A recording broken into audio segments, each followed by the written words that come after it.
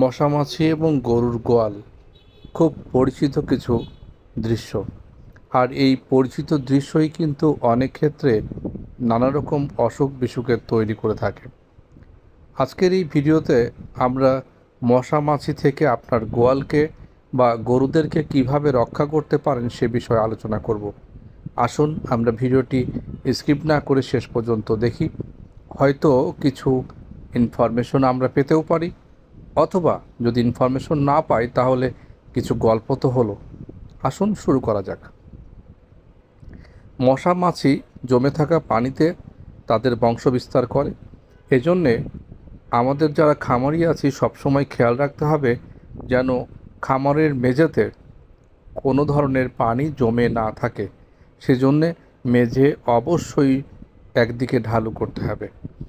আর দ্বিতীয় জিনিস হলো পরিষ্কার পরিচ্ছন্নতার দিকে বেশ নজর দিতে হবে। গোবর এবং গরুর প্রস্রাব যেন জমে না থাকে সেদিকে খেয়াল রাখতে হবে। দিনে অন্তত 2 বার পরিষ্কার করতে হবে। আর আমাদের যাদের খামার আছে তাদের বেশিরভাগই কিন্তু খামারের সাথে কোনো চারণভূমি নাই। এজন্যে আমাদের অবশ্যই একটা জিনিস খেয়াল রাখতে হবে, গরুগুলো আসলে ব্রয়লার মুরগির মতো হচ্ছে। এটা এক ধরনের পশুর উপর অত্যাচার বলা যেতে পারে। আর সেজন্যেই আমাদের গরুগুলো একটু হাঁটাহাঁটির জন্যে গরুর শেডের সঙ্গেই একটা অল্প কিছু জায়গা এমন করে চারদিকে প্রাচীর দিয়ে একটা জায়গা তৈরি করা, যে জায়গার মধ্যে গরুগুলো একটু হাঁটাহাঁটি করতে পারে, তাদের ফিজিক্যাল এক্সারসাইজ হয়। যা হোক, আমরা যে প্রসঙ্গে ছিলাম সেটা হলো মশা মাছি। মশা মাছি তাড়ানোর জন্য অনেকে পেট্রোল, কেরোসিন তেল, অনেকে ন্যাপথলিন ব্যবহার করে থাকেন। এগুলো আসলে ঠিক না। আমরা মশা মাছি তাড়ানোর জন্যে নিম অয়েল বাজারে পাওয়া যায়। এই নিম অয়েল আমরা পানিতে মিশ্রিত করে আমরা স্প্রে করতে পারি। এটা গরু বা পশুর স্বাস্থ্যের জন্য ক্ষতিকর নয়, পাশাপাশি এটা মশা মাছি দূর করার জন্য খুব ভালো কাজ করে। নেপথলিন, এটা কয়েল অনেকে ব্যবহার করে থাকেন। এটাতে আসলে দুর্গন্ধ তৈরি হয় এবং এটা পশুর শ্বাস প্রশ্বাসে ক্ষতিকর। এই জন্যে এই ধরনের কেমিক্যাল যত কম ব্যবহার করা যায় সেটাই ভালো। অনেকে মশারি ব্যবহার করেন, তবে মশারি ব্যবহার করা একটু ব্যয়বহুল, ব্যয়সাধ্য।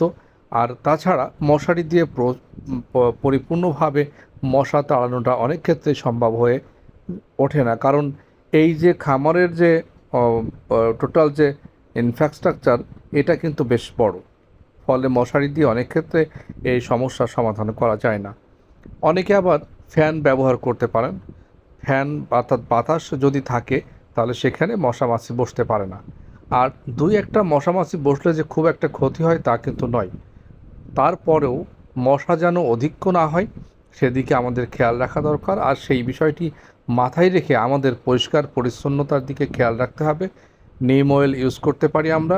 আবার অনেক ক্ষেত্রে আমরা বিভিন্ন ধরনের গাছের পাতা, খড় বা এই ধরনের আবর্জনা পুড়িয়ে আমরা ধোঁয়া তৈরি করতে পারি। ধোঁয়াতে কিন্তু মশা মাছি থাকে না। আমরা অর্গানিকভাবে আমাদের খামারের যত্ন করব, খামার পরিচর্যা করব। আর খামারের গরুর খাবারের দিকে আমরা বিশেষ খেয়াল রাখব। খাবার যেন অর্গানিক হয় এবং খাবার যেন কেমিক্যাল মুক্ত হয়, খাবার যেন নিম্নমানের না হয় সে বিষয়টা খেয়াল রাখব। ভালো থাকুক সবার পশুগুলো। যদি পেজটি ভালো লাগে, আমার কথা যদি আপনাদের পছন্দ হয়, তাহলে আমাদের সঙ্গেই থাকুন। নতুন নতুন ভিডিও নিয়ে আবার হাজির হব কোনো এক সময়। সবাইকে অনেক অনেক শুভকামনা। আসসালামু আলাইকুম ওয়া রাহমাতুল্লাহি ওয়া বারাকাতুহু।